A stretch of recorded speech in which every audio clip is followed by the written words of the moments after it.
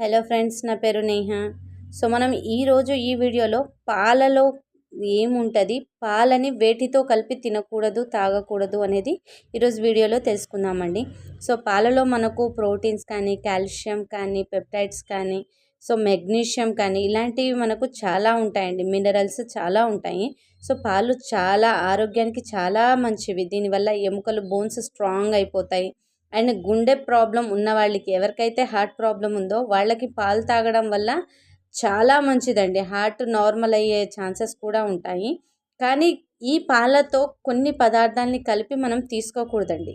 So ఆ పదార్థాలు ఏంటి అంటే, మనం పాలు తాగే ముందు పులుపు కానీ, ఉప్పు కానీ తినకూడదండి. సో అది తిన్నారంటే డైజెస్టివ్ సిస్టంలో మనకు ప్రాబ్లం అవుతుంది అని చెప్తున్నారు. అండ్ పాలు, పెరుగు కలిపి కూడా తినకూడదండి. సో ఒకవేళ పాలు తాగిన తర్వాత కూడా పెరుగు తినడం కానీ, లేక పెరుగు తిన్నాక పాలు తాగడం కానీ ఇట్లాంటివి కూడా చేయకూడదు అంటున్నారండి. అండ్ పాలు, చేపలు అండి, ఫిష్ కర్రీ.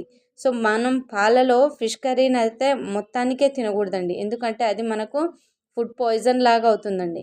సో మనకు పాలతో పెరుగు కానీ, చేపలు కానీ, పులుపు కానీ, అండ్ దాంతోపాటు ఉప్పు అసలు వాడకూడదండి పాలతోటి.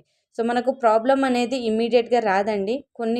రోజు కొంత మనకు జీర్ణాశయ ప్రాబ్లమ్స్ వచ్చేసి అవి తర్వాత ఒకేసారి బయటపడే ఛాన్సెస్ ఉంటాయి. సో ఇప్పటి నుంచైనా తెలియక చేసిన దాన్ని వదిలేయండి. ఇప్పటి నుంచైనా సరే పాలతో పులుపు కానీ, ఉప్పు కానీ, పప్పు కానీ, ఫిష్ కానీ కలిపి తినకూడదు, తాగకూడదండి. ఓకేనా?